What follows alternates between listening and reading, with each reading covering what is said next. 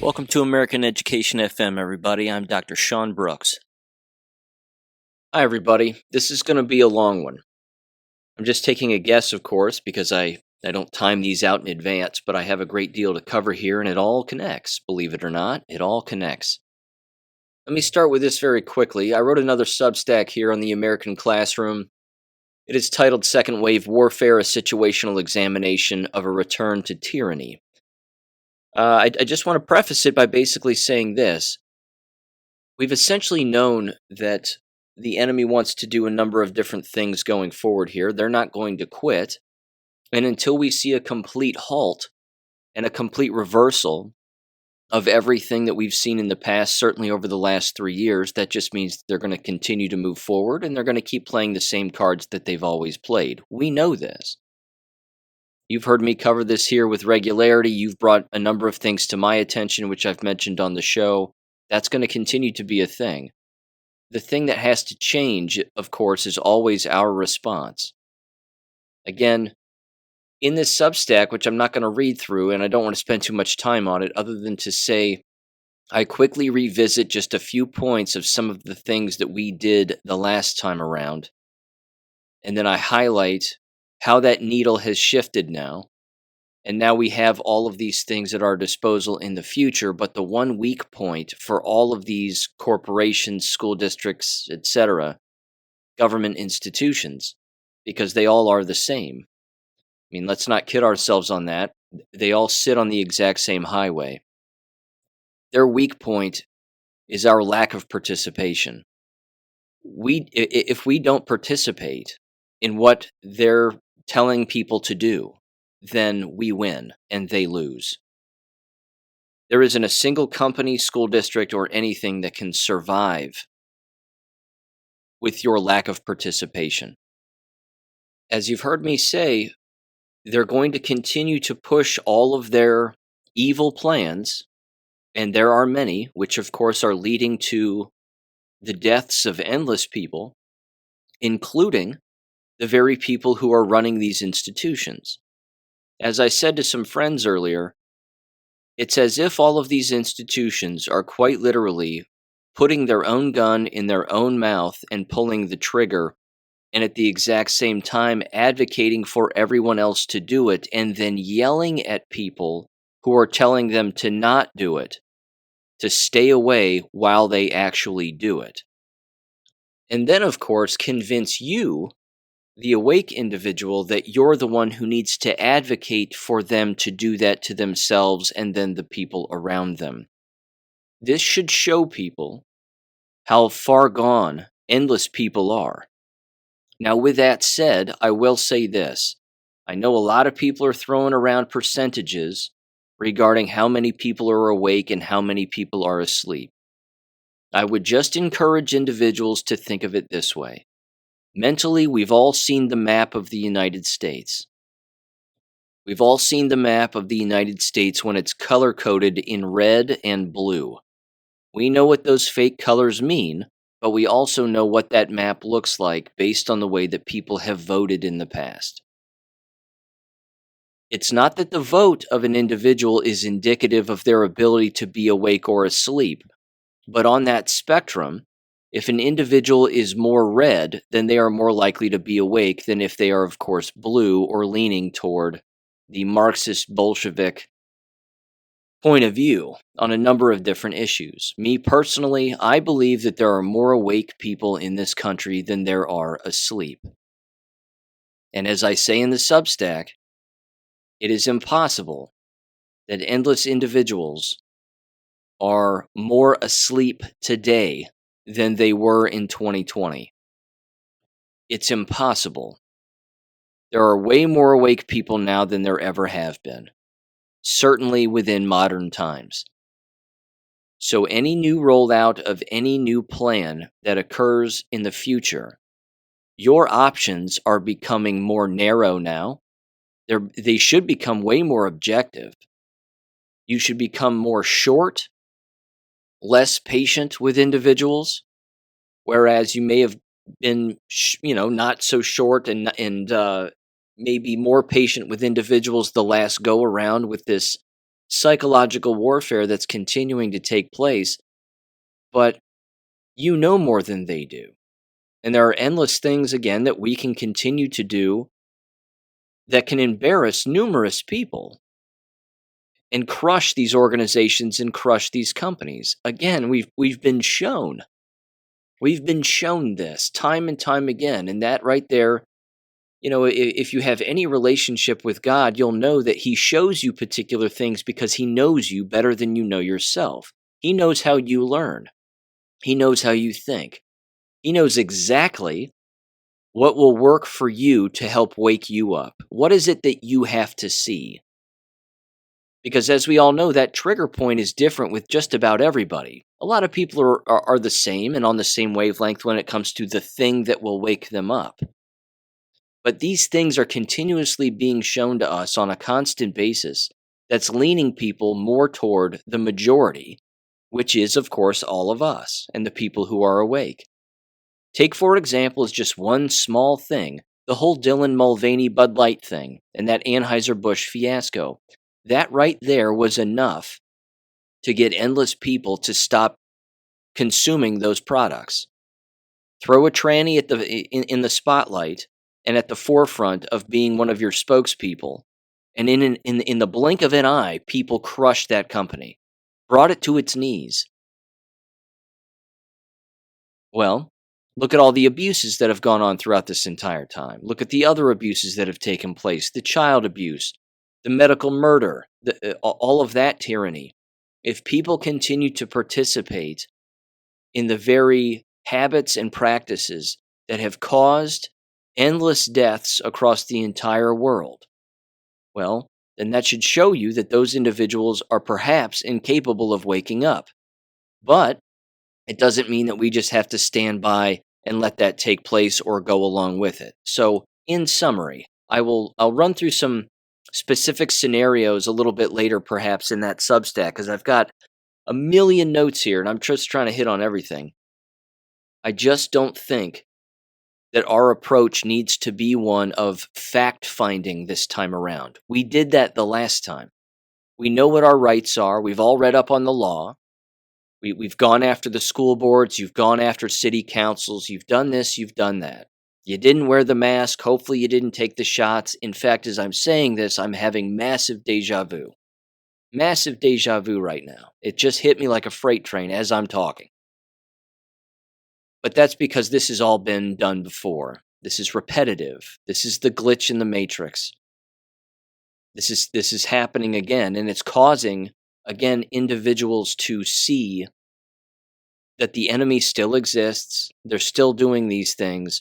The reason they're not being stopped is because there aren't enough of us yet pushing back at that next level of pushing back, which involves your complete and utter lack of participation. You've heard me say it time and time again. Anybody can flatten a school district in the blink of an eye. You can do it overnight. No one shows up. Everybody calls the main office and disenrolls their children. Is that happening yet? No, it's not, which means you aren't there yet. You haven't reached that point yet. Now it's leading toward that becoming an inevitability, but some people can't see that. They can't see the writing on the wall, the different habits that are being repeated, the different government programs that are coming down the line, and the endless excuses that are being made as to why people are unhappy in the workplace, specifically in the education field, but it's any workplace theoretically. And they aren't seeing that it's leaning more and more and more toward a complete and utter total control of the individual to break you down to the point where you just go along with it no matter what. But you don't have to go along with it. I expect this time around with any new rollout that occurs with, again, the mandates and whatever else, which are completely illegal, because now we all know the definition of the word mandate, thank God, but they can't tell you what to do. And there's going to be more and more people who verbally push back, and they're going to be short in their response. My recommendation is that you write down a list of mantras that you have that you say to individuals in social settings if you are confronted by someone who has lost their mind. Now, what's going to be interesting this time around is not verbally, but visually watching how many people are going to go along with it, because now you will be able to see it just like you saw it the last time around. The mask was the dead giveaway. There's no doubt about that. It's still the dead giveaway. See, this is another example as to why the devil is so awful at what he does and his plans. He makes his plans rather obvious to us. This is what he wants. He wants people gagged. He wants you to gag your children. He wants you to go along with this, but we can see it and we know that it's wrong, which is why we've never participated and we don't participate. But visually speaking, we're going to be able to see that in the future. The question then becomes, are you going to see as many masks and as much distancing and as much panic this time around as you did the last? My money's on no. I think you're going to see less of it because people, again, have had enough. They went through it the first time. The vast majority of people didn't believe the lie. They didn't go along with it, I don't think. Although I could be wrong on those percentages. Maybe most people did wear the masks. Clearly that was the case if you were walking around and you saw the mask wearing the last time around. It doesn't mean that they all took the shots, but it does mean that they participated in the mask, in the mask lie. Either way, this time around, my recommendation again is that you write down a very small and short list of things to say, no more than maybe 3 things that you can pull out from your memory banks in an instant if someone confronts you about something. Someone shouts at you to wear a mask, you need to have a quick sentence of something to say. Yes, you can of course just say no, and that's fine. It's completely up to you. But you can also yell at the top of your lungs something like, "We've all been lied to, you just keep believing it." That's one example. I put that out on Gab. That's one example. There are endless other examples, but think about it. Write them down. Hell, write it on your arm if you have to when you walk into a store. That's a bit, it's a bit, it's a bit extreme. But the point is that you need to have these at the ready and say them to yourself on a constant basis because, again, it is warfare. And this, tying it back to the Substack, it is second wave warfare. But we know more this time around, which means we still have the advantage. The enemy is still playing on the same losing battlefield where they lost the last time, and they actually think they're going to win again. And they did lose the last time. They woke up a lot of people. But this is the intervention of God, in my opinion. This is the Great Awakening. That's what this is. It's apocalyptic because we're being shown things that they had planned, that they wanted to hide, and slowly roll out over the time without us knowing. Well, now we know. We know what they have planned. That's why I keep screaming homeschool. Because I'm going to read things here that are going to prove to you, hopefully yet again, that this is exactly what needs to happen. Because what's rolling out in one state or a handful of states, they're seeking to do this across the entire nation. Again, whether it be a program or it be a very specific excuse as to why things are the way that they are. And they're getting really dumb with their excuses. I mean, their excuses are laughable at face value now. But that's the whole problem. They're trying to normalize insanity. They're trying to normalize lies. And we know that lies are not real, and we cannot allow them to be normalized under any circumstance. Because again, it has a generational ripple effect that is going to lead to the deaths of children, grandchildren, and future generations, the likes of which many people unfortunately still cannot comprehend. So with that said, let me just do a couple of quick housekeeping things here, make a couple of comments about some things in the past that are sort of unrelated to this, and then I'm going to dive right into education stuff, and it slips right into the jab-related stuff. I also have, of course, a number of comments to make based on what other people's observations are and what's going on around the world, again, including the increase of these mask-wearing mandates and all of this second-wave warfare that's coming back yet again. So first of all, I want to spend just a second on Karen Kingston. Karen Kingston is alive. She says she is well. You can check out her Substack if you're interested. She apologized to people for not getting in contact with them sooner. Again, she doesn't make any comments about specific individuals, but she says she's coming back to the United States. She's going to spend more time with her family, certainly her son. And then there you go. So she was on the missing persons list in Mexico, apparently, but is not missing and is apparently alive and well. So there you have it. And again, I hope she has safe travels back here and she remains safe here in our country. Here's the next thing. Of course, as we know, endless places are on fire, whether it be British Columbia, Canada, uh, Washington State, Oregon, Northern California, and of course, Hawaii, and numerous parts of Hawaii. There's an aspect of this that I have not heard people bring up. In all of the videos that I've watched and the social media posts and a number of other things, I haven't heard people consider for a minute the business of smart meters on people's homes. Smart meters have been and are becoming ubiquitous across the board regarding, again, new homes that are being built, old homes having them swapped out. They're even swapped out without the homeowners knowing.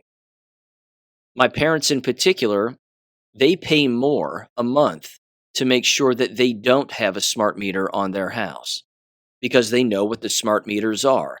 They are remote controlled, they are highly flammable, and of course, they're hooked up to Bluetooth and they send out a 5G signal where you are living on your actual home. You can crank those bastards up to 11 and cook your house in an instant. Once they catch on fire, I mean, you know where the meter is in your home. You know what that apparatus looks like. It'll shoot right up the power line, shoot right into your home, right into your electric box, and then your house goes up like a match in a book of matches. When it comes to all the fires that are going on around the world right now, which of course has been predicted and was the cover of Time magazine back in May and June, 5G smart meters on people's homes are a part of the problem. Even if they aren't remotely turned on from a distance, which, let's face it, they can be and they probably are. Once a fire hits a 5G smart meter on a person's home, well, there's going to be constant fire coming out of that 5G meter and that smart meter. It's going to be shooting out like, like a sparkler on the 4th of July. And again, I'm sure you could put it out, but that would require you have something, having something around your 5G meter in order to extinguish the flames as quickly as possible. But again, how many people are doing that, let alone thinking about that?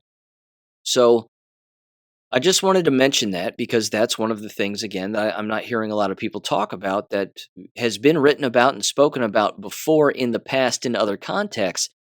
But for some reason, they're just not combining it with this and all of the fires that are taking place. I even, again, in this text thread with a few pals of mine here, Jesse James brought it to my attention regarding the 5G tower on a barn of his.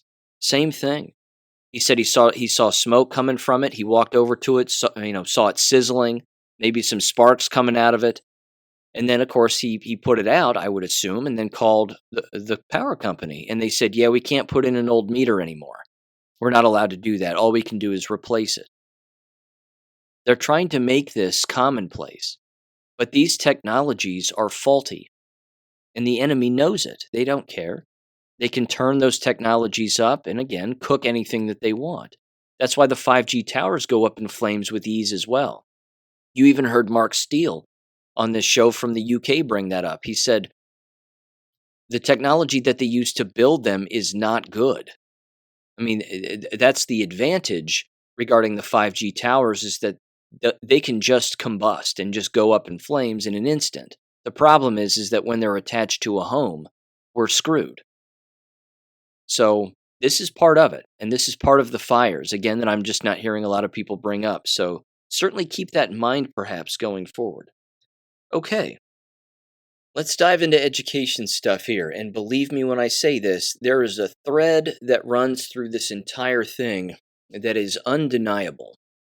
And I want to revisit something that occurred in the past, and then, of course, the excuses that have been made, and how that's leading to the new stories that are being written currently in order to manipulate individuals into normalizing this kind of behavior. In the local newspaper here where I live, in the tri-state area, or tri-county area rather, of Ohio, in southwest Ohio, they have a story here from this past Sunday that is titled, "Students' Mental Health Struggles Spill Over into Ohio Schools." And then the subtitle is, "Post-Pandemic, Students Are Still Reeling from the Impact on Their Daily Lives." You heard me say it earlier. That title alone indicates a complete removal and dismissal of any responsibility on the parts of the individual human beings that work within these institutions. They are accepting no responsibility for anything that they've done in the past. And you know this because we've all been children. What happens with a child when you don't hold them responsible for their negative behavior? Well, they do it again, and then they do it worse the next time around. This right here continues to be the largest problem. These institutions, again, are putting their own gun in their own mouth and pulling the trigger themselves, and then yelling at everybody around them who's telling them to not do it, to actually push them away and say, no, no, no, we know what we're doing. You listen to us. It's my gun, it's my mouth. This is what we're doing as a business. And people are continuing to send their children to these very environments where those kinds of irrational excuses are being made. Ladies and gentlemen, these institutions were responsible for the murders and ill health of endless students, including their own employees, over the last 3 years, 3+ years now. We're coming up on 4 years. That's not going to go away. That's how far gone these people are. And now they're actually going to these kinds of lengths to write these kinds of stories where they're making excuses and then, as only they can, tell you as a parent or as a student or as an employee what you should be doing to help alleviate this problem that they themselves created. They're turning the individual person into the Hegelian dialect on a person in, person out individual basis now. And they're trying to normalize that kind of behavior. That, of course, is not normal. Because if the individual themselves makes it a part of themselves to make endless excuses for endless negative behavior, that person is going to end up dead. They will follow the crowd right off a cliff. And unfortunately, in groups, and as we know, numerous working environments are filled with groups of like-minded people, that's going to be their complete and utter demise. It will be their total demise. And when you have parents who all agree on the lie, those parents, of course, being parents, have children, which means they're relying on what other parents are saying and doing to make decisions about their own children, which, of course, is going to get them killed too. It blows me away that individuals do not think as individuals for their own well-being, let alone the well-being of their own children. I'm certain plenty do, and I know that it could be the majority of individuals. But unfortunately, the squeaky wheel gets the grease, and the vast minority has the ability to sound as if they are in the majority. So either way, these are not institutions that can survive as long as they continue to make excuses like this. There's a little bit from this article that I want to read. Not much because it is lengthy, but it continues to show the depths to which these places will go to rewrite history and make excuses for the very thing that they themselves have done. It says this, quote, "More than 3 years after the COVID-19 pandemic started, school-age kids are still feeling the mental health impacts, which can spill over into the classroom." Quote, "If students are experiencing anxiety or depression, they're not able to concentrate on the lesson, so therefore, they're not getting their academic content," said Jill Dudley, a licensed school counselor for Dayton Christian Schools. It says the following here: statewide in Ohio, expulsions rose by 29% between 2017-2018 school year and the 2021-22 school year, reversing a downward trend. But suspensions, both in school and out of school, fell by 11%, meaning that when kids got in trouble, they were in serious trouble. Now, again, I can interpret this very easily and translate this rather easily. If an individual is getting expelled today, they're getting expelled because there are lawsuits associated with physical violence. That's the reason. They're either bringing deadly weapons, the threat of deadly weapons, terroristic threats, things of that nature. And I'm using that word terrorism loosely. You know what I'm saying. Somebody calls in a bomb threat or says they're going to blow up the place or kill somebody. Well, they're going to get expelled. That's happening more. But what's happening less are in-school and out-of-school suspensions. Now, why is that the case? It's not because there's less violence in these environments, and it's not because there's less drugs, and it's not because there's less threats going on. It's because the school building administrators are making excuses for these kinds of behavior because that is now the environment. That's the mind frame of the environment. The people who work within these environments, they're being trained to find excuses for these kinds of behaviors, chalking it up to manifestations of their disabilities, getting them on special education paperwork, which makes it next to impossible to get rid of somebody permanently. The list is endless. But that's the overall interpretation and translation of those statistics right there. It's not because the environment is getting better. It's because the environment is getting worse and the excuses are increasing. Again, you can only throw so much mud and dirt and sweep it under the rug before eventually people start to look at it and they just don't walk on it anymore. They know that it's not a rug. They know that it's a pile of shit covered with a rug on top. That's what this is right now. This person continued, or another individual here continued. They said, quote, "I think we're still experiencing an increase in the rate of mental health concerns in children and adolescents," said Dr. Kelly Blankenship, Dayton's Children's Associate Chief Medical Officer for Behavioral Health. See what I mean? It doesn't matter the title of the person. The title can be longer. They can have more prestige, so they think. But they're getting crazier the higher up the ladder that you go. It then says this: suicide in 2021, the most recent year available, was the 12th leading cause of death overall in Ohio, and was the second leading cause of death among Ohioans aged 10 to 34. However, the number of deaths stayed below the 10-year average of 1,836 suicide deaths reported in 2018. Well, that doesn't matter. Who led to the mental and emotional decline of these students? It was government, all government institutions, and parents themselves not knowing what to do because they're too dependent on government. It says nationally, early data on suicides from 2022 suggest an increase of 2.6% in total, though for people 10 to 24 years old, it went down 8.4% according to the Centers for Disease Control and Prevention. Are they to be believed? Do you believe the Centers for Disease Control and Prevention?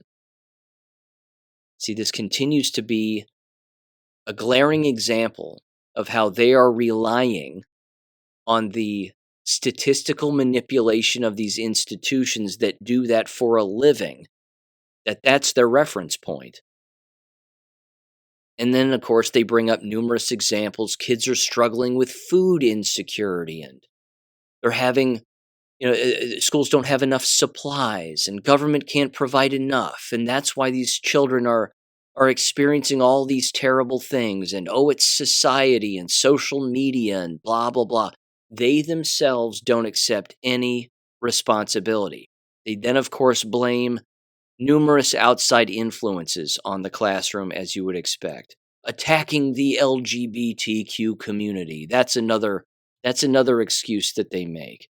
And then it says, well, what can schools do? Their overall solution is to continue to be therapists.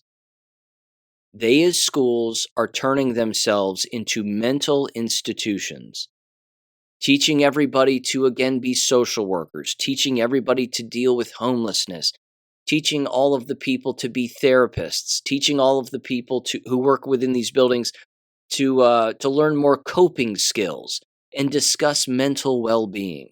This is a massive problem because that is called a mental institution. You have superintendents who are buying into this and going along with this. You've heard me say why. That's because now they have teacher education students at the college level from the bottom up and superintendents from the top down, all saying and doing the same thing now. There was a time when that wasn't the case. If anything radical occurred, it occurred at the college level. It didn't occur at the superintendent level from the actual employees working within. Now it's ubiquitous. It's all the same. Everybody's crazy now. And now they're normalizing the environment as being a mental institution. They want more stress-free environments, and we need to exercise more and a little more yoga. And then it says, well, what can parents do?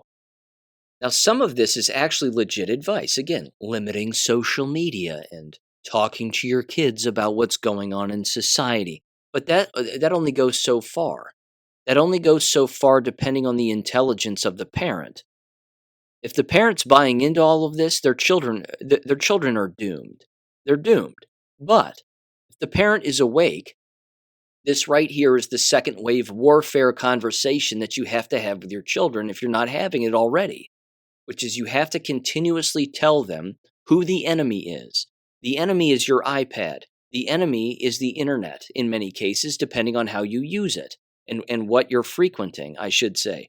The enemy, of course, is anybody telling you to not learn on your own. The enemy is anybody telling you to engage in groupthink, to follow the crowd. This has always really been the case. But unfortunately, the individuals, again, discouraging people from really critically thinking. These people are on the hard left, and they'll even use the term critically thinking. Well, we need to get students to critically think about things. That only goes so far. Use the masks as a quick example. There are endless examples. I'm just going to hone in on the mask here real quick, putting all curricular examples to the side. The mask alone was a perfect example of what happens when you have parents brainwashing their children. Their children physically become ill as a result of wearing the masks. They show all the physical signs. The parent brings it to the attention of the school, and what did the school tell the child and the parent the last time around? I'm sorry, they still have to wear the mask. Yes, they might be able to wear a clear face shield on their face, but they still have to wear it over their face to continue to be demoralized. The other thing, of course, is how many people wore the clear face masks? How many people actually went along with that one? And the reason that students wouldn't go along with that one was because they were afraid of being isolated, because the vast majority of students were wearing the basic medical masks or those N95 big duck-billed things, which means if somebody was wearing the clear one where you could see their face, that was actually the smarter person, but they were being peer pressured into just wearing what everybody else was wearing. But now the school system is trying to swoop in and be the hero and tell you, well, if you see the physical symptoms of your child declining mentally and emotionally, well, then you need to get involved in reverse course. Do you see how they're trying to play the hero now when they've been the villain the entire time? They're going to do this again. They are already doing this again. I can't even believe that I'm about to read this next section. This is arguably one of the dumber things I've ever read in my entire life. In this particular article, in fact, I'll just summarize it for the sake of brevity. They bring up how they encourage parents to go on walks with their children in parks, and then set up these placards that have questions on them of conversations that they suggest you should have with your children. And they have a picture of a placard here that's called Mindfulness Walks, Share Kindness with Others. And then it has particular topics of things that you can bring up with the people that you're walking with in outdoor settings, and then what you should be discussing. So it's an NGO telling you what conversations you should be having with your kids. Ladies and gentlemen, if you have to rely on government to have a conversation with your child, you're a fucking idiot. It's that simple. Sorry for cursing, but it's true. It's 100% true. You are unfit to be a parent. If you have to buy a book that says, what conversation should I have with my kid? If you don't know that, and that's not innately in you, that should be proof positive that you're brainwashed. If you have to go on a walk with your kid and come across a placard that says, these are the questions that this placard wants me to ask you, so I'm gonna read this, and then we're gonna go on our walk, and I'm gonna ask you these questions, and we're gonna have a nice discussion. You need to be hit in the head with a tack hammer, because you're a moron. It's that simple. Conversation starters. This is from, again, I can't believe I'm reading this. I can't believe it, but I can. In fact, let me mention this. At face value, first of all, this is on the website childrensdayton.org. Their logo is the Build Back Better logo. That rainbow wheel thing, it's a variation of that. That's it. Above and beyond, it says. Dayton Children's Above and Beyond. Oh, it's above and beyond, all right. These people are crazy. And again, as you would expect, the article that I'm referencing here from from the newspaper is written by two hard leftist females, and these are not old women. These are younger girls. Because remember, one of the brainwashing tactics that occurs with the left is tricking these young, inexperienced girls into believing that they've already had all the experiences in their life that they're ever going to have, and they're experts at everything. These are clearly some of the most naive individuals on the face of the planet. They're totally brainwashed. They have no idea what's going on. Here's what one of the placards says that they highlight within that particular newspaper article. It says mindfulness walks at the beginning, share kindness with others. Here's what it says top to bottom. It says, think of something kind you've done for someone else. Maybe you helped someone in your family or someone at work, school, or in your community. So not only are they telling you what conversations to have, they're telling you how to think. The next one says, think of something kind that someone else has done for you. How did it make you feel? The next one says, now think of something kind that you haven't done yet, but that you will the next time you have the chance. Slowly take a deep breath in and slowly breathe out while you think. Is there someone you could help? Someone with whom you could share some kind words? Try to remember to do this kind thing when you can. Share kindness, find joy. And then they have a little QR code at the bottom and blah, blah, blah. People spend money on these things. Telling people how to think and how to feel and what conversations to have. And make sure that you have these conversations while you're wearing your mask. Take a big, deep breath in and take a big, deep breath out. They've lost their minds. It is manipulation to the nth degree, not just of the people on the outside, but the very people doing these things themselves and creating these activities. These are the very people who are the ultimate brainwashed, and you will never fix these people. They are too far gone. They're just too far gone. So I'm going to stop that article there, but keep it in mind that, again, the complete manipulation of control and the complete manipulation of how you should think and how you should feel by the very people who have already told you how to think and how to feel and destroyed the mind of parents, children, and everybody who works within these giant hives, whether, again, they be in high-rises, cubicles, school buildings, wherever. If everybody's thinking alike, someone's not thinking. and this is going to continue to be a massive problem, but the excuses that they are going to create for their own participation in their own decline of both themselves mentally and the people around them and children everywhere, that's endless. It's absolutely endless. Let me now bring this up, and I can't believe I'm reading this one.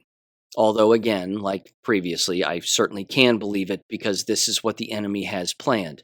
They're trying to normalize things that are not normal because they are fake. This comes from fox2now.com out of Missouri, but this is simply a story from The Hill.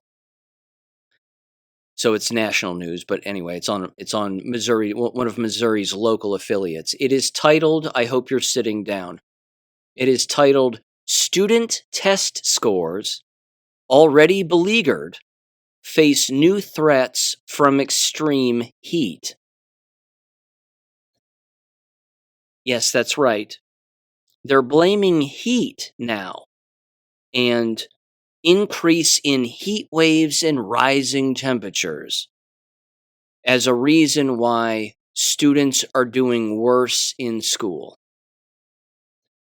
Next to the title, they run an actual video of a guy describing weather and what El Nino and La Nina really mean. It's absolutely nuts. I have to read this. It's not that long. It's just pathetic. It says the following. Again, this is from The Hill. Student learning and test scores are shown to fall when children are faced with extreme heat, a worrying sign that heat waves and rising temperatures become the norm in the United States. If you believe this, you're an idiot. If you believe this, you are brainwashed, which means, again, don't think this is the only thing you're brainwashed on. You're probably brainwashed on everything. It continues. Not you, of course, you're all awake, but move this to the brainwashed and see how it makes them feel. It says, quote, during this past week, millions of students went back to school even as the Pacific Northwest faced an unprecedented heat wave that is suspected of killing 3 people. They're not talking about the fires. That's not what they're talking about. They're talking about increased heat and how that's killed 3 people, and that's going to really wear on the mental and emotional frame of mind of the child. It says the persistent soaring temperatures, especially in areas unfamiliar with them, disproportionately impact children in rural or low-income areas where school districts may not have adequate air conditioning. Oh my God. It says, quote, my colleagues and I have a couple of studies where we find that hotter temperatures during the school year affect the rate of learning, said Jisung Park, not English, assistant professor in the Department of Public Policy at the UCLA Luskin Center for Innovation. Quote, when we look at how more days above 85 degrees or more days above 90 in the school year, it affects test scores. We find that it actually reduces the rate of learning, he added. The predicament heightens the already extraordinary learning gap students brought back after the COVID-19 and remote learning. I'm rubbing my face right now. You see what I'm saying here? You see the dismissal of any responsibility at the hands of these people? They will slit the throat of a child and say it's your fault. They'll blame society. They'll have blood all over them, but they will be the ones that do it, and they will say, well, it wasn't our fault. It was the pandemic. That's what caused this. That's what caused me to pick up the knife and do what I did as a school teacher, an administrator, or a government institution. The excuses have no ends. They know no ends when it comes to the excuses that they're capable of making. It says the latest scores from the National Assessment of Educational Progress, NAEP, showed 13-year-olds averaging reading scores that are the lowest point since 2004. The average mathematics scores have gone down to levels last seen in 1990. Extreme heat negatively affecting student outcomes has been well documented for years, but climate change is driving the problem to new heights and new locations. I have to finish this article. It says in 2020, Park, along with two other colleagues from Stanford University and Boston College, released a study analyzing heat and learning outcomes data from 58 countries. The report showed hot temperatures can not only disrupt students on test days, but can negatively impact learning in the longer term. Quote, it's a bigger effect for minority and lower income students, possibly because they don't have as much air conditioning or other cooling access either at home or at school, Park said. There you go. White privilege. See how they just toss that in? It's the white man's fault and it's white supremacy. That's the issue here, and don't you ever forget it. These people are certifiable, ladies and gentlemen. They're certifiable. It says, let's see, blah, blah, blah. Unfortunately, maybe not surprising in this country, that lower income Americans have less air conditioning in the schools, but what they were able to do is then show that this contributes substantially to the racial gap in test scores or educational achievements, said Marshall Burke, associate professor at the Dorr School of Sustainability at Stanford University. In an EdWeek Research Center survey back in 2021, and EdWeek, by the way, is as hard left as you can go, it was always shown there were high disparities in which regions in the U.S. had air-conditioned schools. It's because they're wasting money on bullshit. They're wasting their money on DEI programs, LGBTQ XYZ tranny flags, and all of the tchotchkes that come with that, instead of buying air conditioning or opening a window or getting a fan. It's not that tough. I went through school, elementary school, in large part, having no air conditioning. We only had heat. And what did we do? Heaven forbid. What did we do? We opened a window and turned a fan on. We stuck a fan in a window and we'd turn it on. Not difficult. But remember, it's always the white man's problem. And it's always the white man's fault, rather. The white man's fault is everyone else's problem. They're actually writing this. They actually believe this to be real. That climate change is the reason why test scores are going down in the United States, and, well, it was also the pandemic. It says, quote, 88% of district leaders and educators in the South said that their school buildings had air conditioning, whereas only 20% in the North were able to say the same thing, according to the survey. The lack of good air conditioning in northern school districts has resulted in some students not being able to go to class as temperatures increase, most commonly at the beginning and end of the academic year. In June, some schools in Michigan and Pennsylvania closed or went to remote learning for a few days due to extreme heat, and the phenomenon will likely only get worse. Do you see what they're doing here? Do you see the narrative that they are starting to perpetuate? They're in on it, ladies and gentlemen. The American K-12 school and the teachers union is in on the climate change lie. They're in on it. They're going to go hand in hand, lockstep with government. Government moves this way, the school system moves that same direction.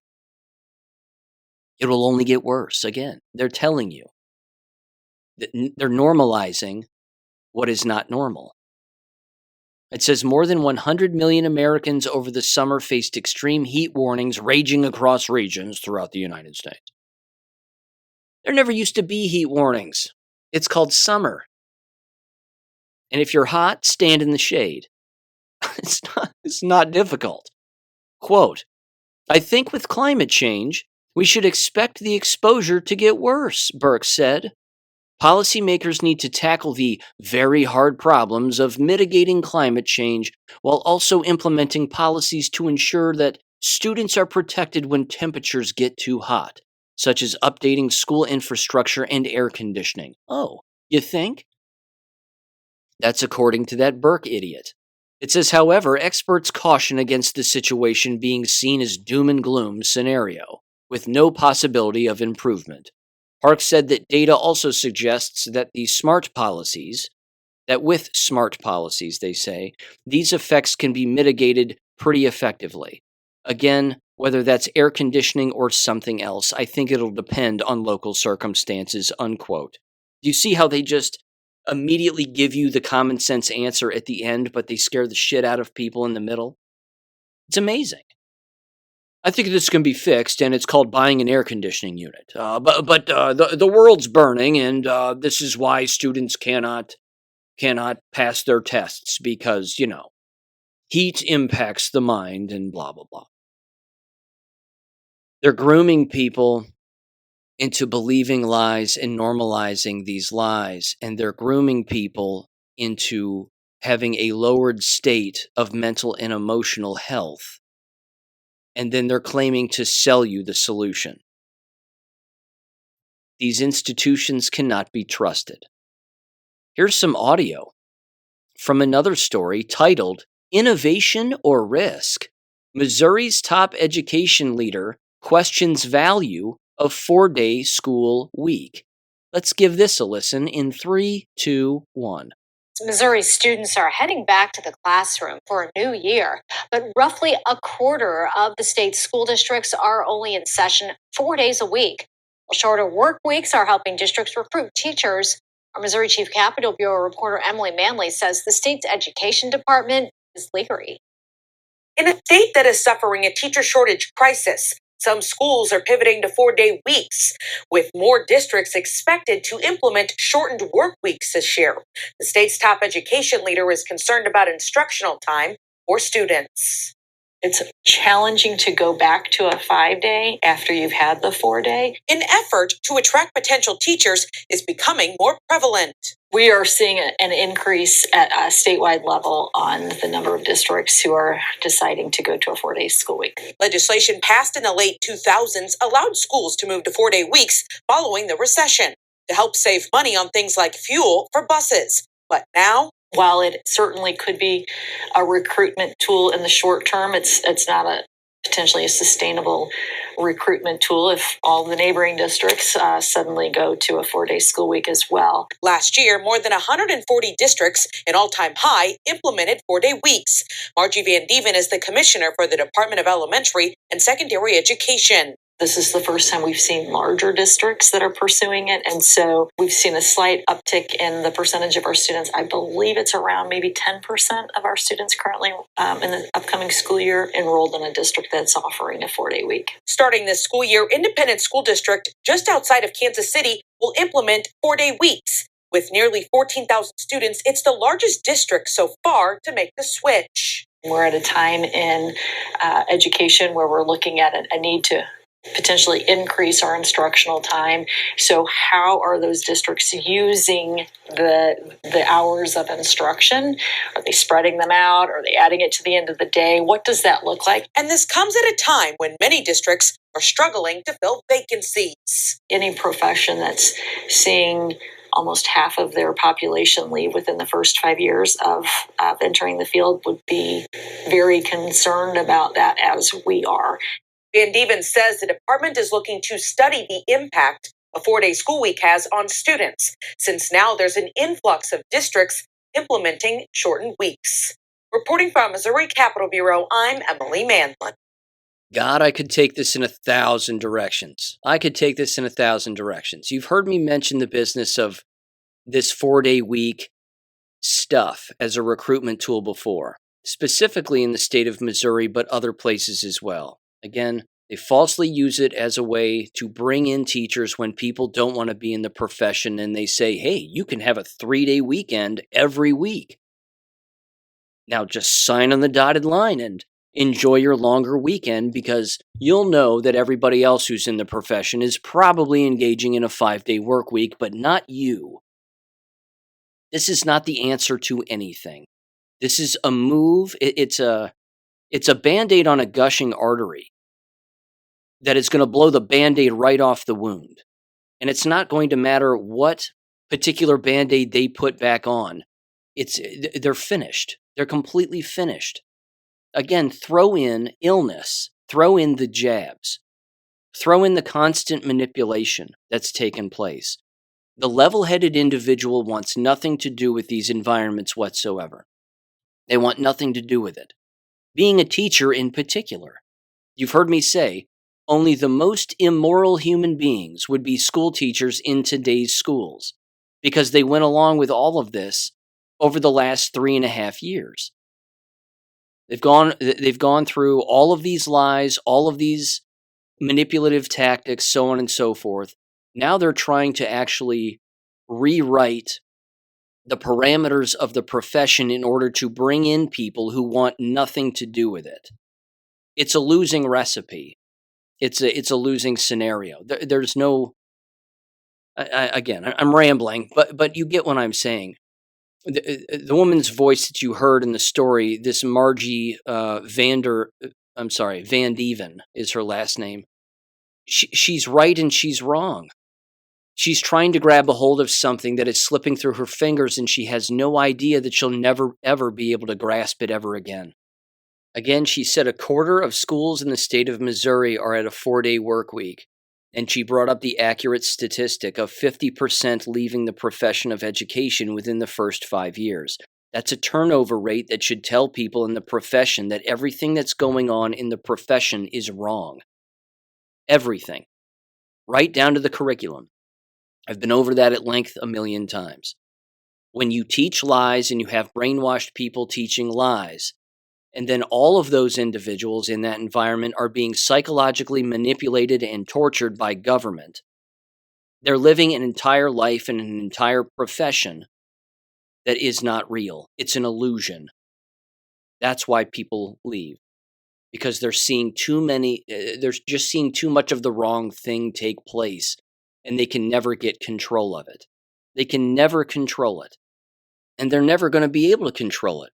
And that's impossible for them to think. That's impossible for their mind to wrap their mind around. They just can't do it. They can't reach that level of ascension and that dimension of thought that they are trying to maintain a sinking ship.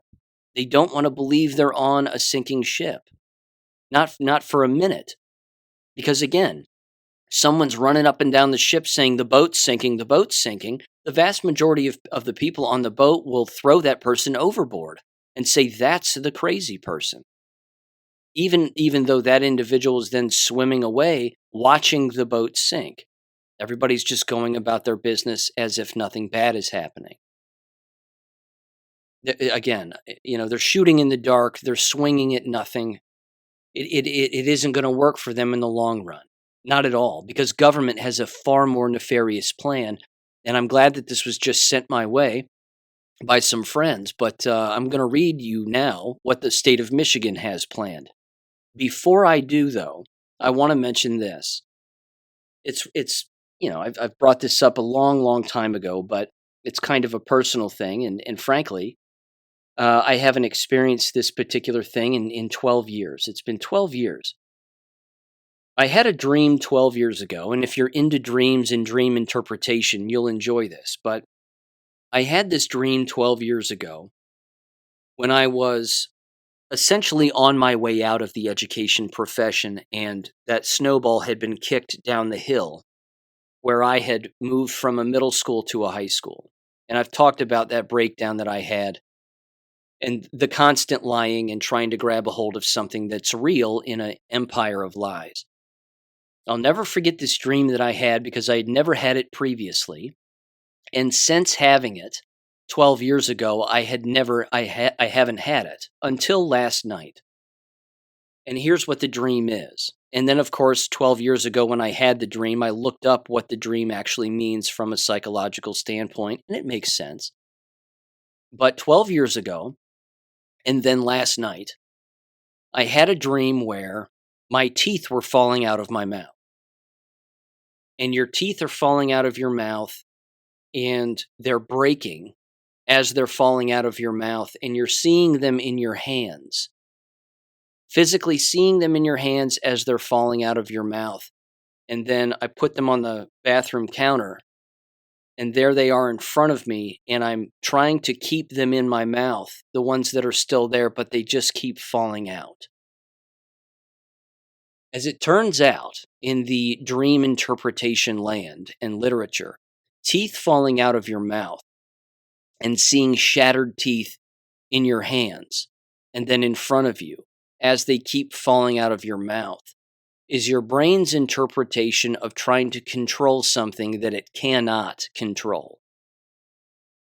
You're trying to get a hold of something, whatever it may be, in your life, or certainly in society and in the world we live in, and you just can't control it. So I interpret it, it's a horrific dream, as you might expect, but I interpret it as you've got to let go of the fact that there's things that you're just not going to be able to control, which means, from a Buddhist perspective, certainly, having read a bunch of that previously, well over a decade and a half ago, what is it that you should be focusing on? You should be focusing on the things that you can control.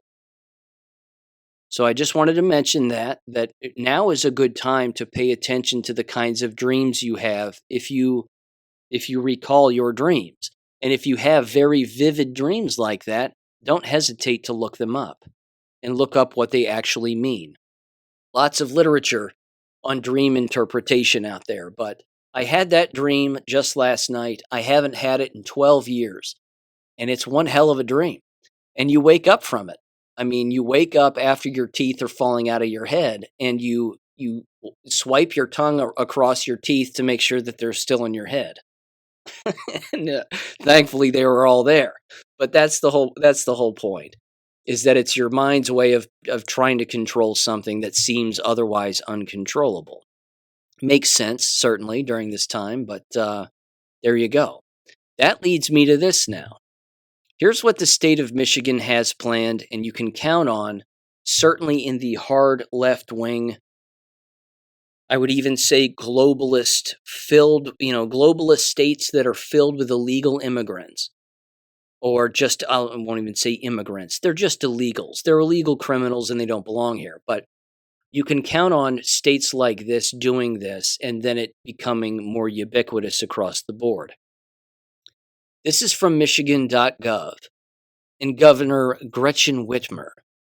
And this was written back on July 11th of this year. It is titled Executive Order 2023-6. Michigan Department of Lifelong Education Advancement and Potential Executive Reorganization. I'll summarize it by saying this before I get into some of the bullet points. It's communism. They're trying to redistrict and reestablish a different Department of Education to make it communistic from cradle to grave and then right into the profession that you have as an adult. That's the whole point. In the very first sentence, I should say, they're calling this a path to prosperity. It says every Michigander deserves a path to prosperity. They deserve to explore, learn, grow, and develop the skills they need to thrive. That's why I'm focused on building a bright future for Michigan by making strategic decisions and investments now for the long term. It then says this. This is for far too long, Michigan has fallen behind other states and countries when it comes to student achievement and attainment, impacting the state's workforce and economic growth. And the next paragraph down, it says, in other words, we must support lifelong education achievement and potential. Consolidating various programs from across state government into a single department will enhance our ability to create a path to prosperity for every Michigander and support the long-term economic health of our state with a coordinated strategy. You have to keep in mind, too, that they're including illegals in this entire process because they have to dumb down the entire system, make it ubiquitous, and then that involves and includes everybody, including people who shouldn't be here. It says establishing the Michigan Department of Lifelong Education Advancement and Potential, or MILEAP, MILEAP, clever, ensures all available resources, data, and dollars are aligned around a single vision, communism, building an education system from preschool through post-secondary that can support our kids, families, and the economy of the future by ensuring anyone can make it in Michigan. MyLeap will achieve this goal by establishing clear metrics, collaborating with cross-sector leaders at the local, regional, and state level, and developing a shared action plan for everyone to work toward. Communism. Very briefly, I'm just going to read the subchapters of this particular letter. There are a few here. The first one is the creation of the Michigan Department of Education, Lifelong Education Advancement, and Potential. So they're going to do that. The next thing is transfers from the Department of Education.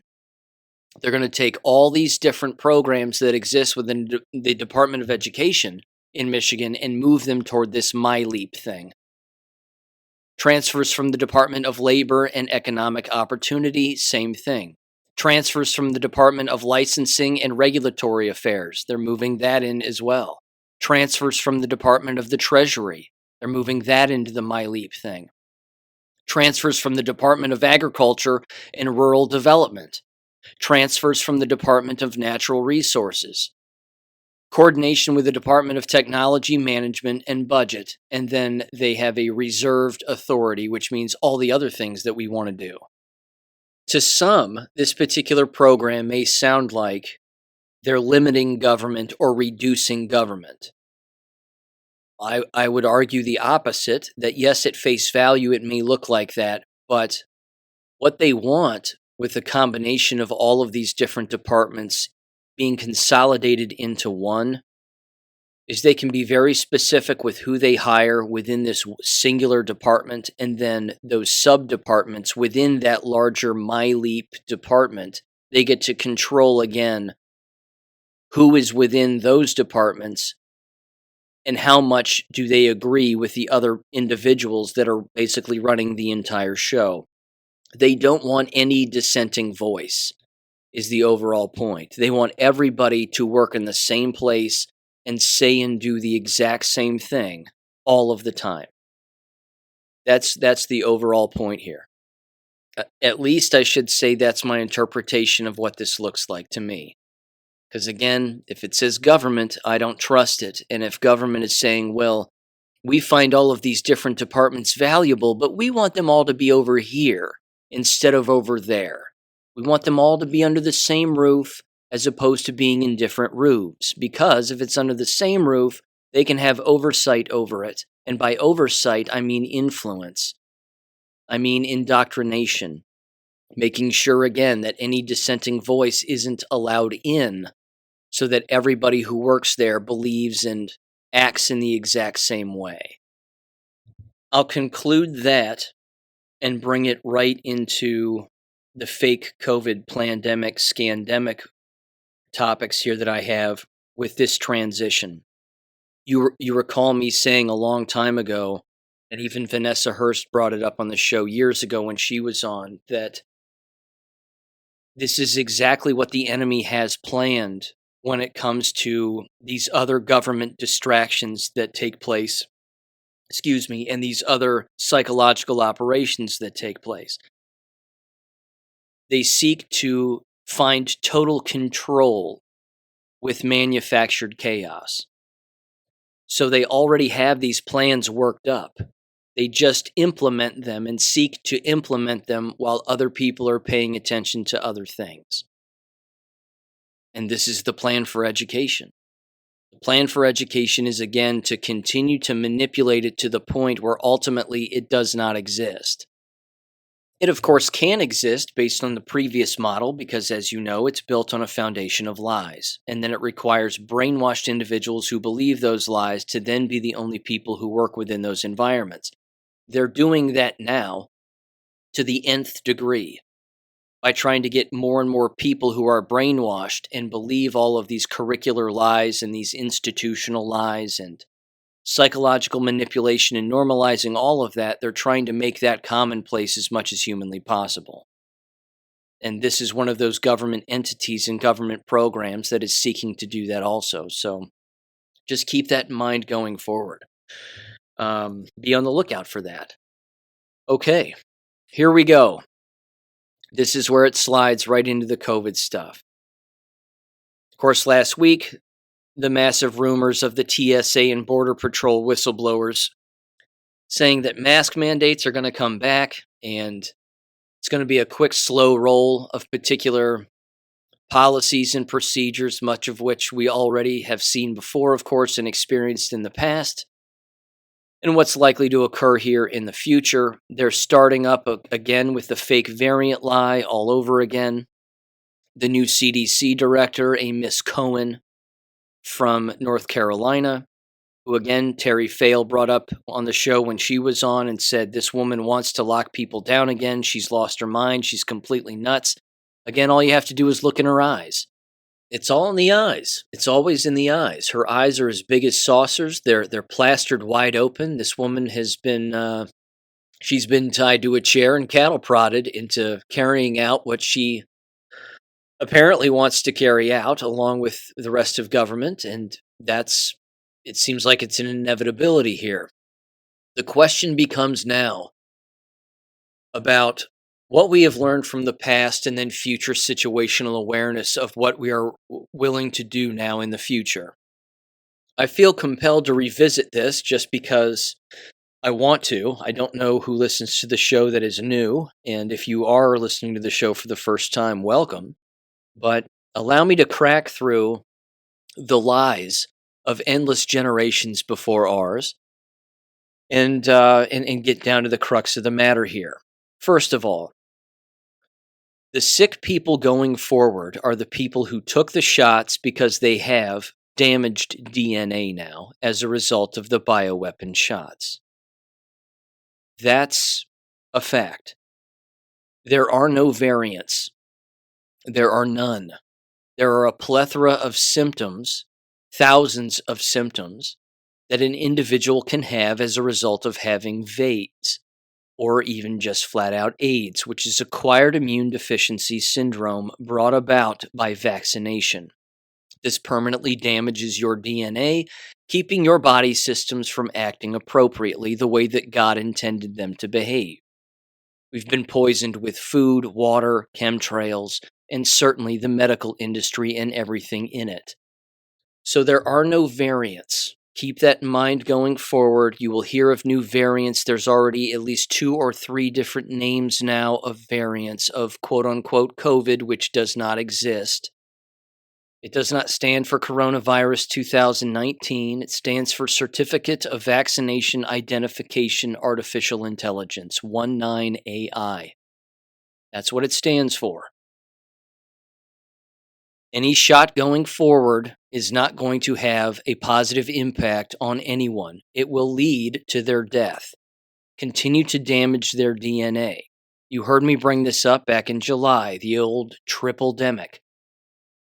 RSV shots, which again are respiratory illnesses. So anybody who has a respiratory illness is basically from anything that they've taken or done in the last 3 years, they're going to be compelled to take this shot from their quote-unquote doctors and other individuals because that will be one of their symptoms, trouble breathing or a chronic cough.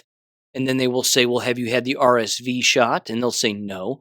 And then they'll say, well, it's protecting against that. And it'll keep it from getting worse. People will believe this, they will take it, and they will die. The same is true with flu shots going forward, and how the nanotechnology that exists in the COVID bioweapon shots also exists in all shots going forward. This is what is happening. This is what is going to happen. But they have to have the variant lie out there in order to perpetuate this fairy tale. They, of course, are also and have already created a quote-unquote booster shot for these variants that they claim exist. Doesn't matter the fairy tale, any booster shot a person takes with the name booster on it, they are not going to make it. They will continue to get sick and they will expire. You've heard me say this, of course, along with endless others, that with every passing season, every single time that the leaves start to fall from the trees and the winds change and the temperature changes, the body normally does the exact same thing. In particular, in an individual who's consistently poisoned themselves with all of the previous things I just mentioned.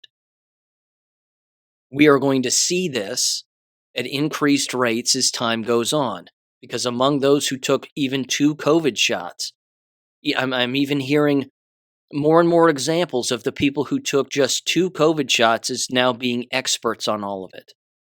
And they're walking around acting like they're not damaged and everything is okay. To those people, I would say you would do well to hold your tongue. And you would do well to just be real quiet and real careful here. Because you don't know what lies ahead. And as it turns out, many of us have a pretty flippin' good idea. So just slow your roll, pump the brakes, and take it easy for a minute. We've been ahead of the curve on this for a very long time. These are the different excuses, though, that they're going to use in the future. So when you hear variant, just think symptom. It's just going to be a different symptom that a person has, and they're going to say, well, we're seeing people with these kinds of symptoms. It's inevitable that the symptoms will get worse with time, because that's what happens with someone who is becoming ill over time and slowly dying. I want to read this very quickly. Again, basically for the duration of the episode, I'm going to be bouncing around on this entire issue for a number of different things, but I want to bring this up. I posed a question on Gab over the weekend, and I simply asked, is anybody seeing an uptick in sepsis? And if you're unfamiliar with what sepsis is, in particular among the jabbed, of course, but sepsis, if you're unfamiliar, has to do with an inflammation of of basically every body system in the human body as a result of infection. Sepsis is rare, but it's made a comeback, and wouldn't you know, it's the COVID shots that are doing it. Why? Because people's DNA is completely snapped in half. It's ruined now. So their body systems don't know how to fight off infection. That, of course, brings in the whole IgG4 aspect of having a compromised immune system and AIDS-related illnesses. Sepsis is one of them.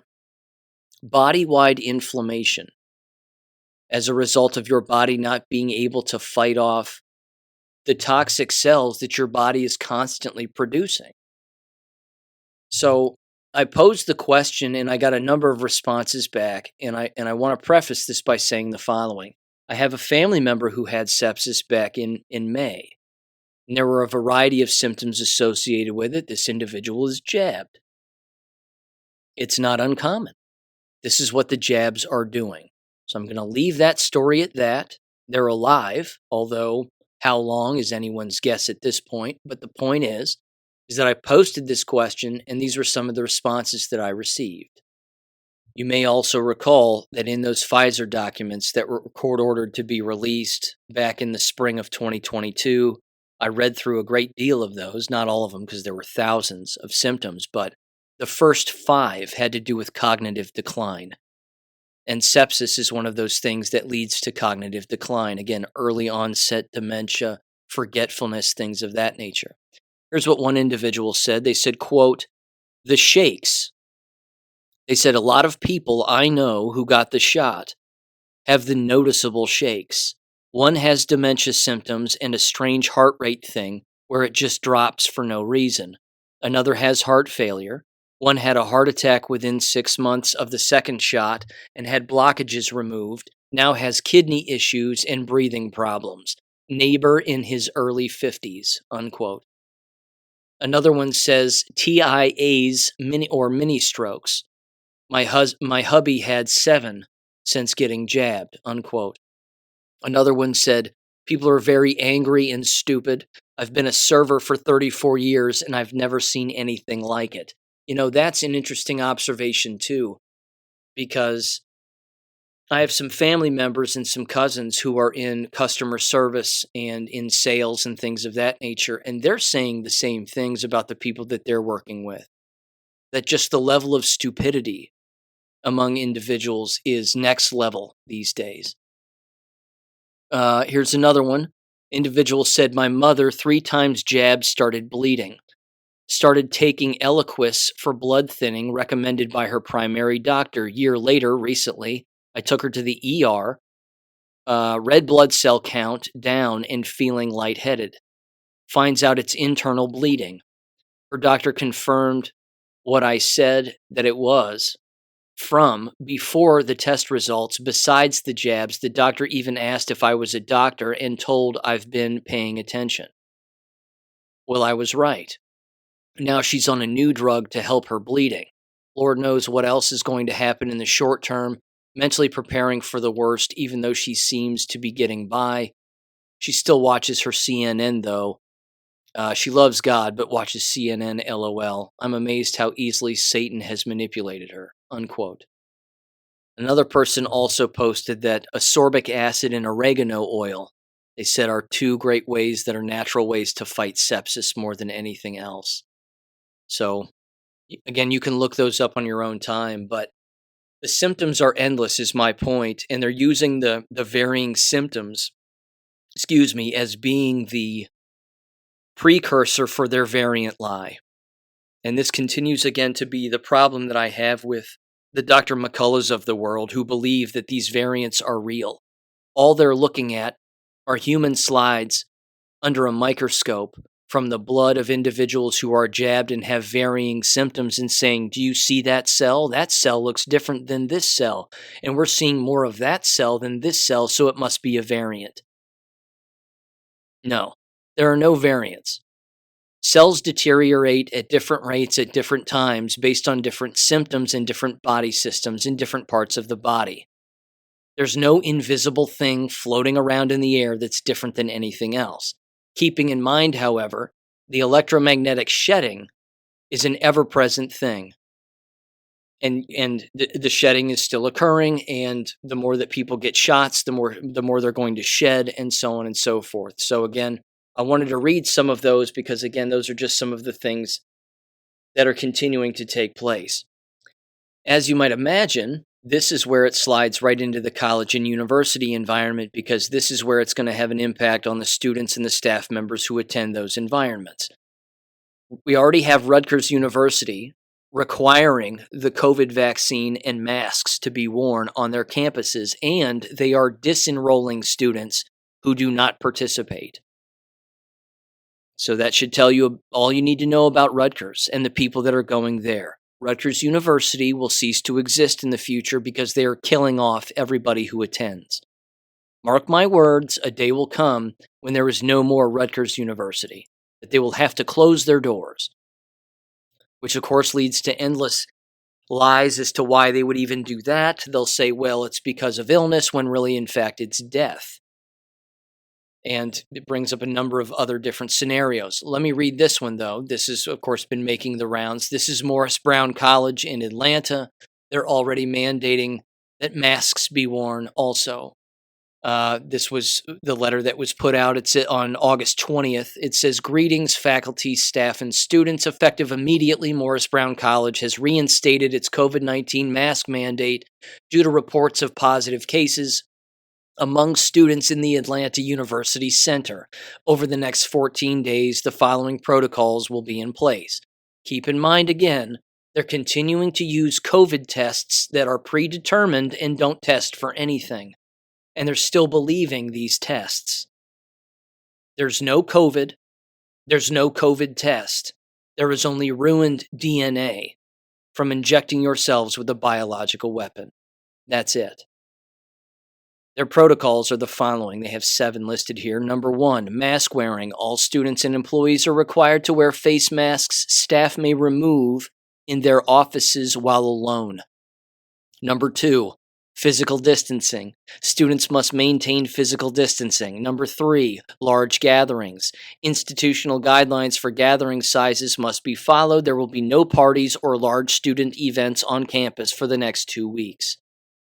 Number 4, isolation and quarantine. Students must adhere to institutional policies and CDC guidelines for isolation and quarantine. Number 5, contact tracing. Compliance with college-initiated contact tracing efforts is expected. Number 6, symptom monitoring. Students and employees are obligated to undergo temperature checks upon campus arrival. Number 7, regular hand washing and sanitation. Frequent hand washing is expected from all students and employees. If they can do this at a small college in Atlanta, they can do it everywhere. This is just the slow roll. They're just slowly rolling this out. Now, mask wearing scenarios. Let me read from my Substack here down the list of potential scenarios that I highlighted. What's likely to occur, what we're likely to see certainly again at the university and even K-12 level regarding all of this nonsense. I had 9 bullet points in the article. And it says possible scenarios that the enemy might be forced to make in the future and their reactionary consequences include, but are not limited to, number 1, returning illegal mask mandates for stores, businesses, and schools. This will thereby create the reaction of businesses being hurt financially, schools closing, and trust eroding.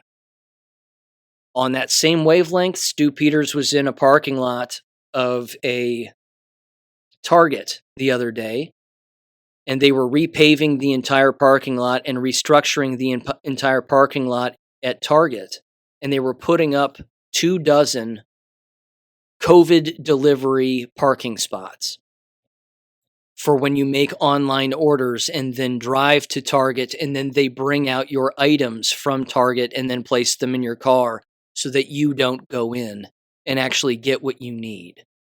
This is already being done, which means, again, that's something to pay attention to see who else is doing that. It says, number 2, school closures would force more families into homeschooling environments online. This will continue to create an irreversible want and need for homeschooling, which is free from government manipulation. Now, let me run this scenario on the other end of the spectrum. The university environment, as you've even heard Dr. Robin McCutcheon bring up, which, by the way, she's going to be on in just another week or so, that she herself openly stated that they'll have to go back to online learning. They'll have to go back to the online environment because with more and more sick people at the university level, they can't possibly maintain face-to-face environments. Again, they're continuing to build these health infrastructures on college campuses also. They will be overwhelmed because hospitals are overwhelmed right now, not just with their own employees who have been jabbed, but other people who, of course, have been jabbed as well. Number 3, I wrote, as the bioweapon recipients continue to get sick from the damage that they've already done to themselves, they may rely on new false narratives such as the COVID variant lie and more vaccines to alleviate their already compromised immune systems. This will lead to further sickness and death that will be noticeable. It will also be impossible to maintain many more working environments due to a lack of employees and human participation. Along these same lines, well, I'll bring that up later, actually. I'll bring it up later. Number 4, the sheep will continue, or will become rather, more angry the next time around. While they will continue to play this manipulative game, their agitation will reach new levels, and this will be filmed and shared worldwide, which again leads back to the mantra stuff I said earlier. You need to have some kind of a reaction yourself that you bring up to these people when they confront you. Number 5, university environments that have removed their COVID bioweapon mandates, and most have as of now, may make mandatory the RSV and flu shots in order to attend. They may also do that, I might add, on a year in and year out basis going forward. That on a year in and year out basis, they force you to get a flu shot or an RSV shot. I also wrote, they may also enforce illegal mask mandates again in their false effort to combat something that mask wearing, oxygen deprivation, only exacerbates. Number 6, University and K-12 schools and places of employment may also refuse to accept any and all medical or religious exemptions for any type of shot going forward. I think you can expect this.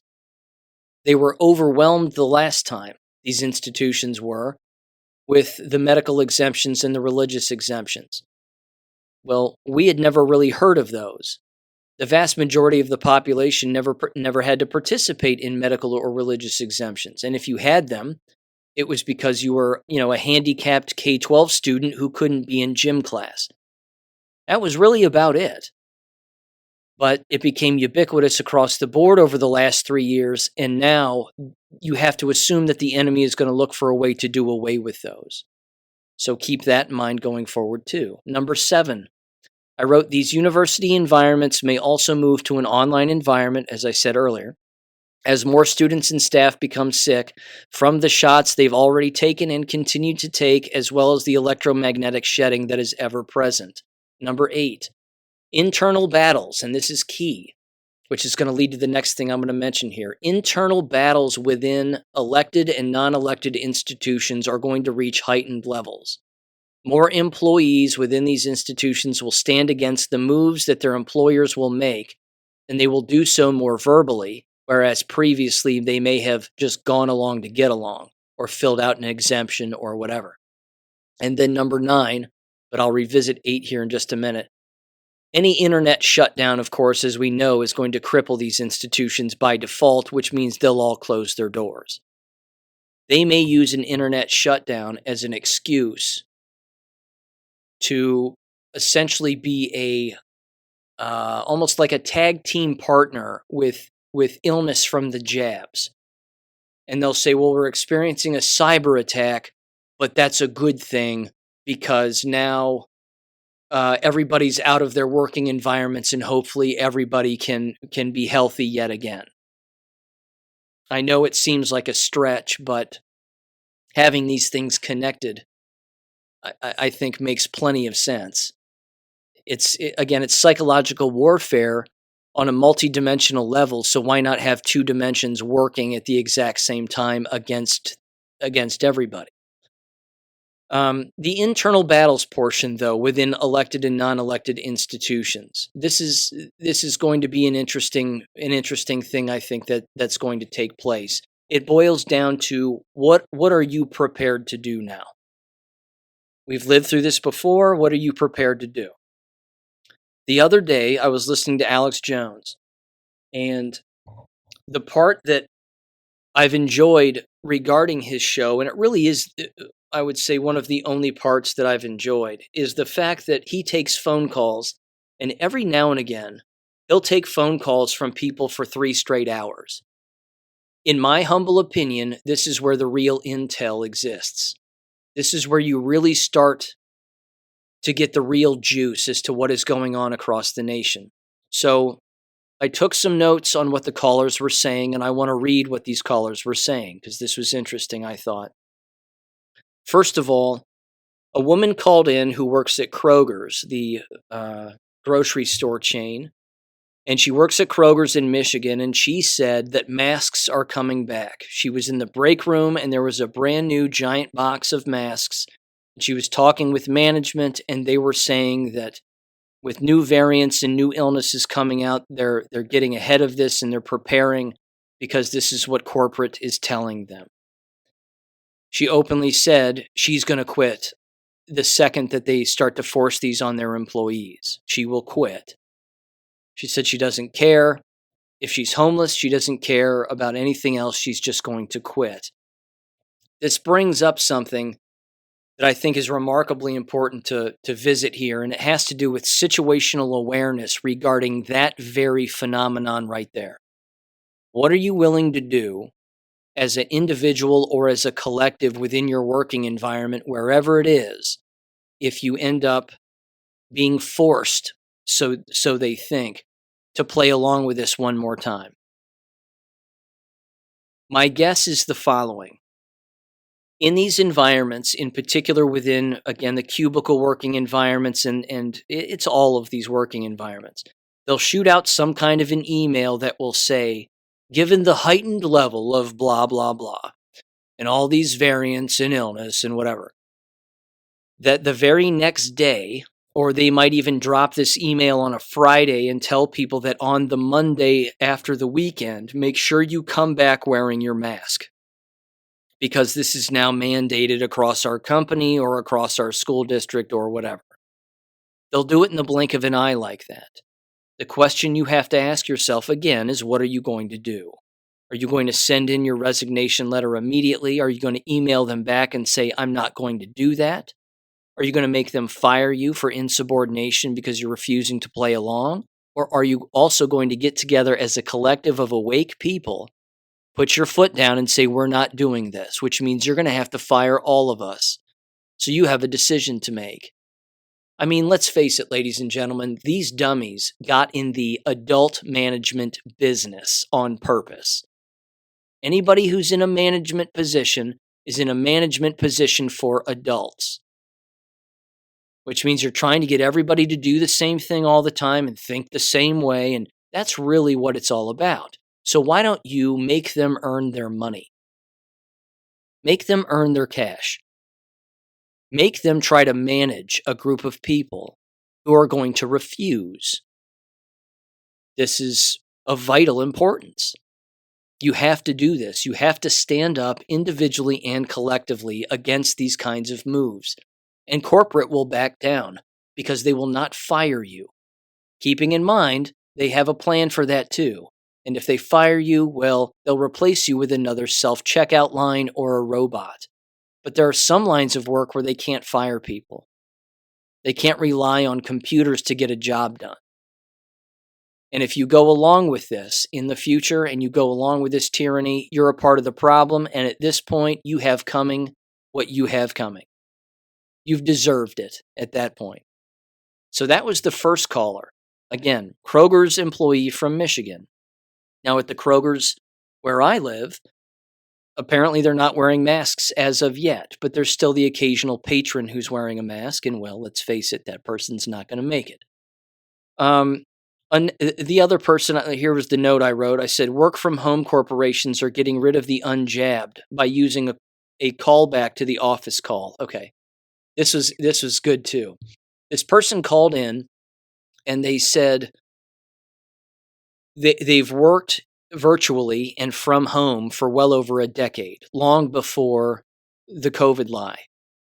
They said, but now, all of the sudden, they've received an email within the last month or two that says they're being asked to come back to the office. It was his estimation that the reason that that's taking place now, after a decade of not being in an office, is because they want to weed out the unjabbed. And they want to force jabs on people who are working for the company in order to return to the building, which is now mandatory yet again, or I should say for the first time, certainly within his line of work. And then that will weed out those individuals who are non-compliant. Makes total sense. My own brother, for example, he's double jabbed and was working from home throughout 2020, 2021, 2022, and all of 2023 until his company told him, after telling everybody that working from home was going to be a permanent fixture, now they're saying they need to come back to the office once a week or a few times a month or whatever it is. So it's even happened in his workplace. But that right there, again, because again, talking with him, he even said, again, he's double jabbed, so whatever, but he even said that it's expensive for the companies to maintain their buildings and their offices, and they don't want to get rid of them because it's basically their hub. They have to, it's their home base. They have to keep it to some extent. So by having people go back, it justifies the company's position to keep the building in place, as opposed to just telling everybody that they can continue to work from home. But there's a more nefarious means to this, I think, and strategy behind it, which is what that other caller on his show said. Here was another one. Another person called in and said that employment job boards like Indeed.com and these other ones, that they're now promoting more jobs available over the next 3 to 4 months, and then that's the cutoff date is like November, that they're asking for testing places to be popped up, and they need employees to work COVID testing tents again, those mobile testing facilities. So keep an eye on that. Keep an eye out for whether or not you start to see those pop up again. This was heartbreaking. A guy called in and said that his father in Chicago, that he was told that his SNAP benefits are going to be denied when it comes to filing any new application or new paperwork, because they are now forced to be jabbed in order to fill out new SNAP benefit paperwork. So people will be losing benefits and denied their benefits if they are not jabbed. Again, if you can't understand the depopulation agenda here, it's crystal clear. The writing is on the wall here. They want these people dead. Another person called in and was talking about military bases, and they live on a military base and are surrounded by military bases, and they said that military bases are emailing people now to stay home if they're sick because COVID is ramping up, quote unquote. So those were just some of the phone calls that that people made calling into Alex Jones's show. Again, I find the phone calls to be the most telling, because he takes these phone calls, you assume, from numerous individuals across the entire United States, and that they aren't just paid actors. You would hope not anyway. And that they're actually bringing in real intel. Which leads me to this. This is my homework project for everybody. I'm a vessel for that kind of information. That's one of the reasons why I'm here. Feel free and flood my email inbox with what you are seeing regarding where you work, or what your family members are seeing regarding where they are working, and any other COVID-related measure that is beginning to take place or starting to roll out yet again. Email me what those are. Again, any specific email you receive from a company, I'll leave the company's name out.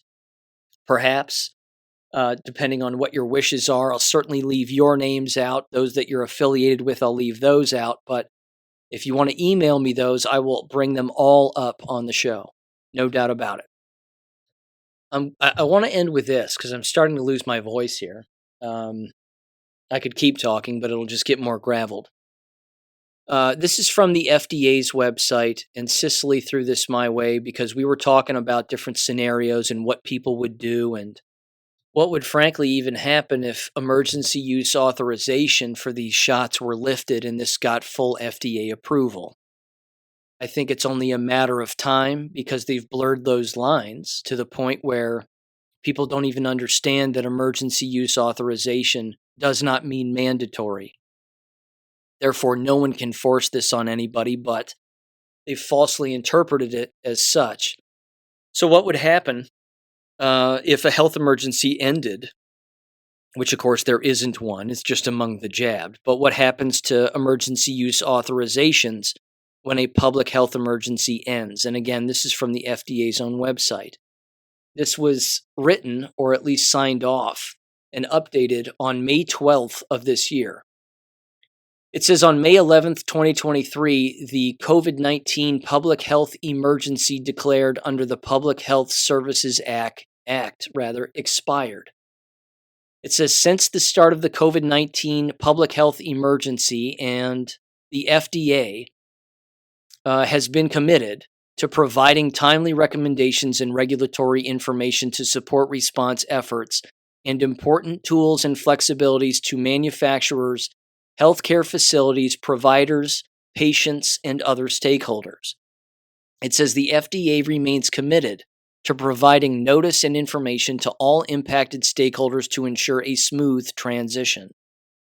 It says, importantly, the ending of the public health emergencies declared by HHS under the PHS Act will not impact FDA's ability to authorize devices, including tests, which, as we know, are fake, treatments, or vaccines for emergency use.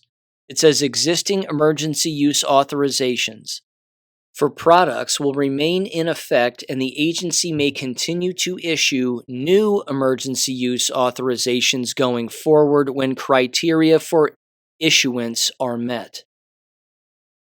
So what they're saying is there's no public health emergency anymore, and there's no Public Health Emergency Act, which means they can still keep the EUAs in place, which unfortunately has been misinterpreted into being that these institutions can, quote unquote, mandate, not mandatory, but mandate that they be used or taken by the people who inhabit these working environments. Now I'm going to skip down to this section, which is question 3 on their frequently asked questions, and this is kind of a big deal. It says, how are emergency use authorizations terminated or revoked? It says the following, and I'm just going to read this entire thing here because in summary, it basically says they can continue to re-up the emergency use authorization, or it says other circumstances make revocation appropriate to protect the public health or safety. They can do away with the EUA and make it mandatory, allegedly. So it says the following from the top to bottom here. It says, in general, emergency use authorization will remain in effect for the duration of EUA declaration under which it was issued. There are 2 mechanisms, termination or revocation, that result in an EUA no longer being in effect. Number 1, it says, quote, if an EUA declaration under Section 564 of the FD&C Act is terminated, then all EUAs issued pursuant to the EUA declaration cease to be in effect on the date of the termination of HHS's EUA declaration under Section 564 of the FD&C Act, except in certain instances where there can be continued use of the EUA product in accordance with Section 564F2 for the FD&C Act as noted above. And then it says number 2, an individual EUA may be revoked by FDA prior to termination of the EUA declaration supporting it if the circumstances justify issuance no longer exists. Number 2, the criteria for its issuance no longer met. Or number 3, other circumstances make revocation appropriate to protect the public health or safety. It says examples of circumstances that may make revocation appropriate to protect the public health or safety are described in the FDA guidance titled Emergency Use Authorization of Medical Products and Related Authorities. It says FDA lists terminated and revoked EUAs on our website, and then they have 2 links there. My interpretation of this is the following. They can take away an EUA if they want, but they can also make the thing that was under EUA mandatory based on what they deem to be important for the health and safety of the public. This is a medical overreach, the likes of which we have not seen yet. Not with the COVID shots. I think long term, down the line, that road has got to be crossed. They have to make them mandatory, or attempt to make them mandatory. Then, ladies and gentlemen, all hell is going to break loose. That's going to force everybody out. That's going to force everybody's hand. So, long episode, I know. I covered a great deal there. Thanks for listening if you made it basically all the way through. I think I hit on pretty much everything that I wanted to for the most part. And yeah, I'll leave it at that. I would encourage people to remember the following thing here.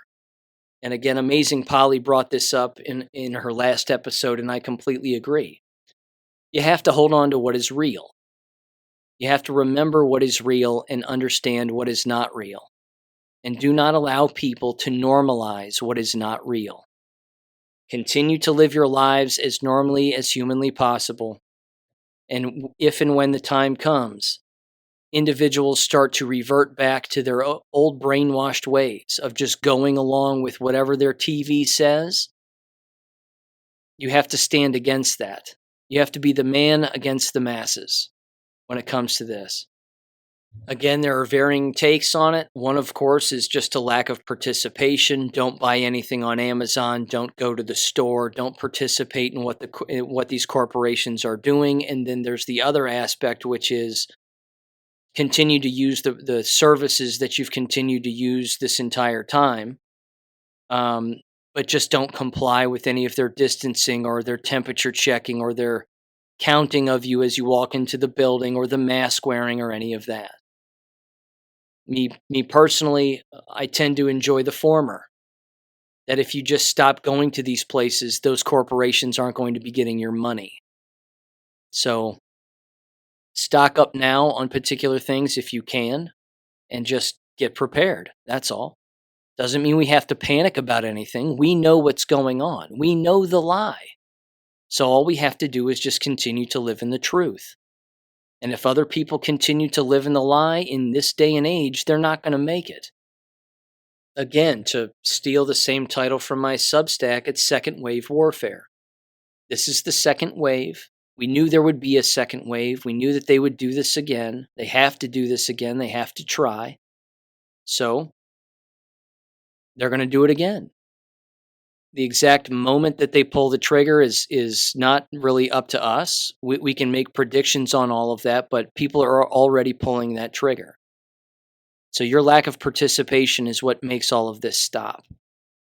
It forces all of these human being managers to actually earn their money in an attempt to manage all of the human beings that will not comply. They can't manage their way out of that.